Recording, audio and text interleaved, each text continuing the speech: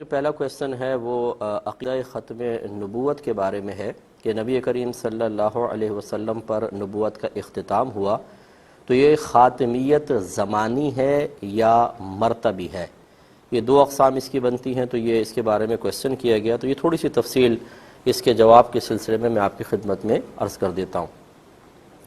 دیکھیں، پہلی بات تو یہ خاتمیت زمانی اور مرتبی کو سمجھیں، پھر ہم عقیدہ بیان کریں گے، پھر اس کے تھوڑے سے دلائل ذکر کریں گے۔ کسی بھی چیز کا اختتام دو طریقے سے ہوتا ہے، ایک خاتمیت زمانی اور ایک خاتمیت مرتبی۔ مثلا ہم ذات اور شخصیت کا اعتبار کر لیں تو اگر کسی شخصیت کا زمانہ گزرے اور اس کے بعد ویسا کوئی زمانہ نہ ہو،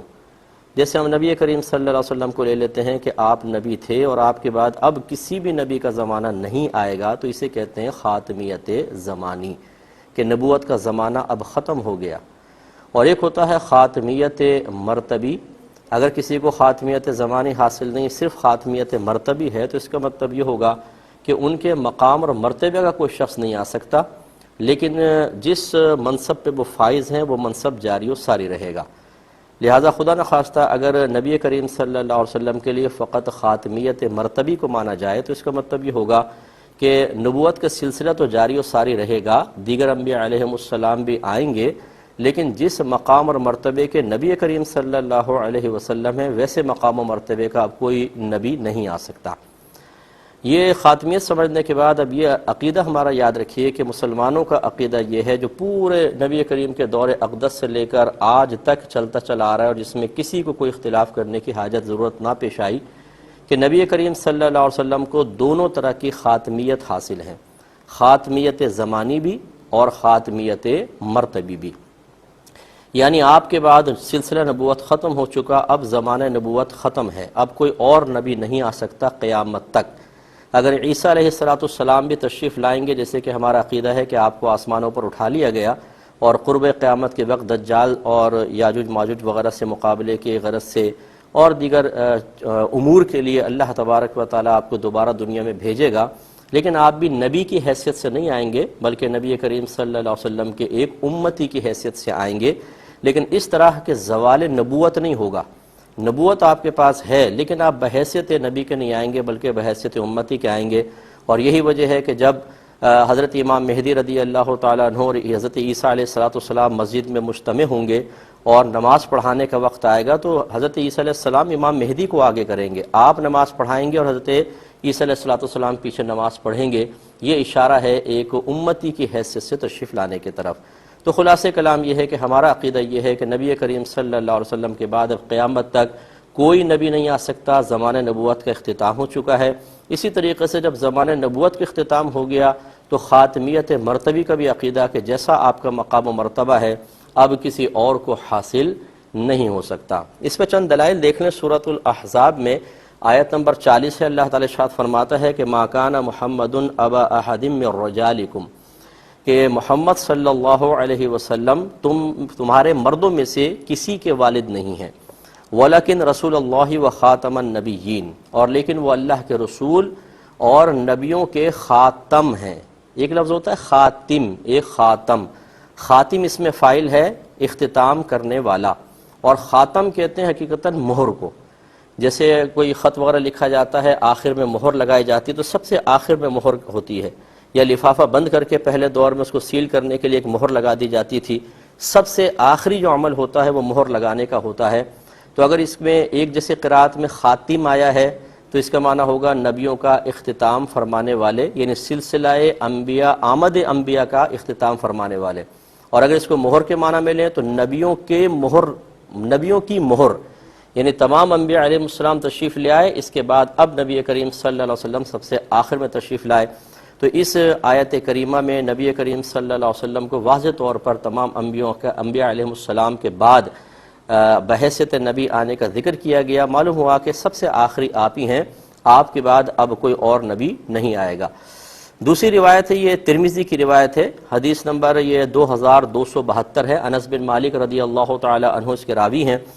یہ کہتے ہیں کہ نبی کریم صلی اللہ علیہ وسلم نے ارشاد فرمایا کہ ان الرسالۃ والنبوۃ قد انقطعت، کہ بے شک رسالت اور نبوت بالکل منقطع ہو چکی ہے، فلا رسول بعدی ولا نبی، چنانچہ میرے بعد نہ کوئی رسول ہوگا نہ کوئی نبی ہوگا۔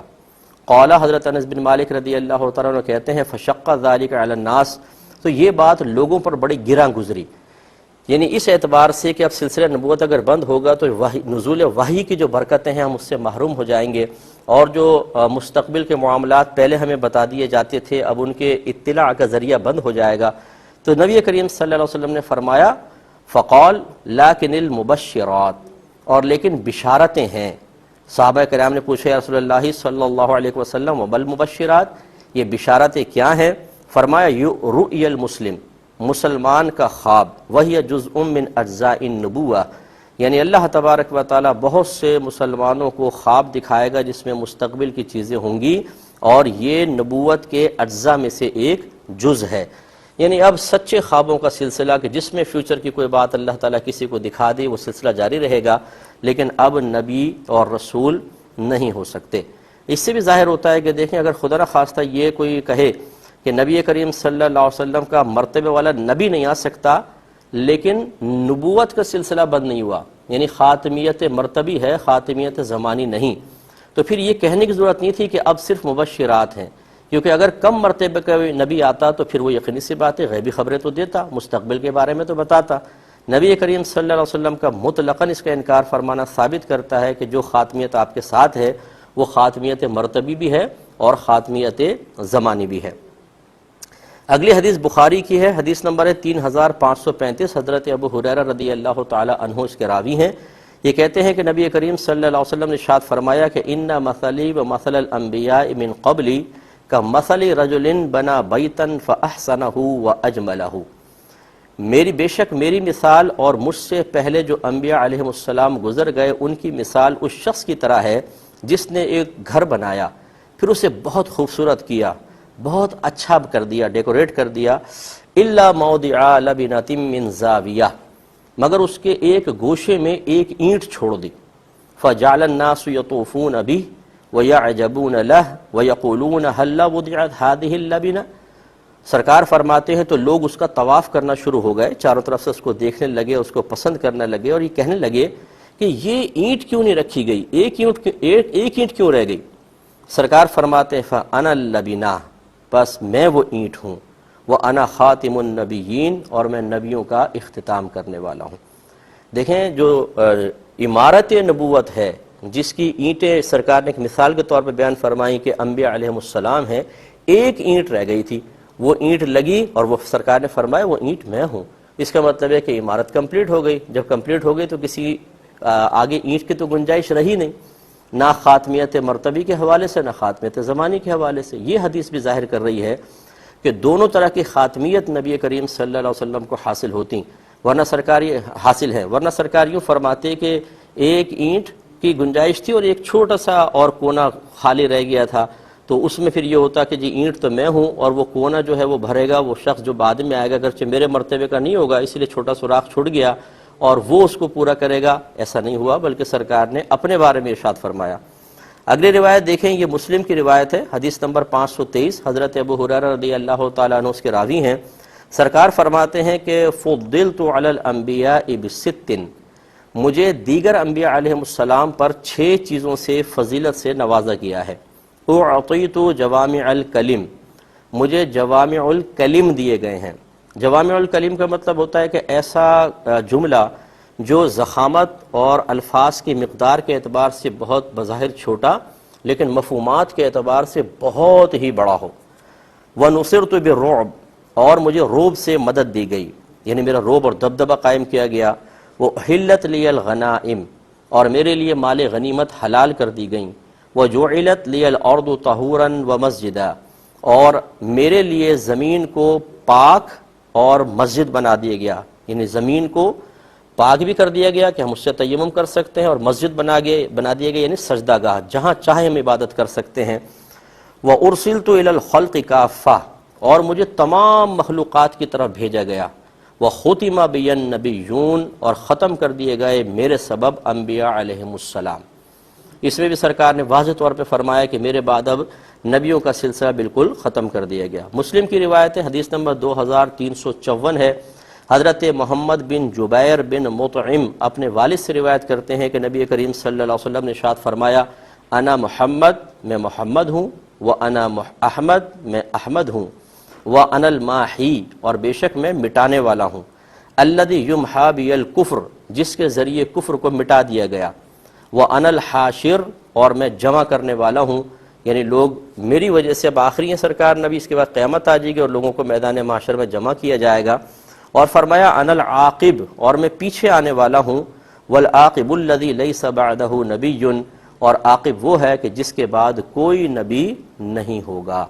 یہ بھی مسلم کی روایت بالکل واضح ہے کہ سرکار نے ارشاد فرمایا کہ اب اس کے میرے بعد کوئی بھی نبی نہیں آئے گا۔ تو لہٰذا یہ معلوم ہوا کہ اللہ تبارک و تعالیٰ نے ہمارے نبی کریم صلی اللہ علیہ وسلم کو آخری نبی بنا کر بھیجا ہے، اور اب آپ کے بعد ہر طرح کی نبوت کا معاملہ ختم ہو چکا ہے، نہ کوئی آپ کے بعد نبی کا زمانہ آئے گا اور نہ آپ کے مقام کا مرتبے کا کوئی شخص، یعنی دونوں طرح کی خاتمیت زمانی اور خاتمیت مرتبی حاصل ہے۔ لہذا اب اگر کوئی خدا نخواستہ نبوت کا دعویٰ کرتا ہے اپنے لیے یا کسی کے لیے، تو سمجھ لیں وہ قرآن اور حدیث کا تمام اور جمہور جو علماء کرام ہیں ان کا انکار کرنے والا ہے۔ اللہ تبارک و تعالیٰ نے اپنے حبیب کریم صلی اللہ علیہ وسلم کے ذریعے ہمیشہ بڑی جماعت کے ساتھ اپنے عقیدے کو قائم رکھنے کا حکم ارشاد فرمایا۔ سرکار صلی اللہ علیہ وسلم فرمایا کرتے تھے کہ اتبعوا سواد العظم من شذ شذ فی النار، ہمیشہ بڑی جماعت کی پیروی کرو، جو جماعت سے علیحدہ ہوا وہ جہنم میں علیحدہ کیا جائے گا۔ تو اللہ تعالیٰ سے دعا ہے کہ رب کریم ہمیں عقیدہ ختم نبوت کو اسی طرح سمجھنے، اس پہ قائم رہنے کی توفیق عطا فرمائے۔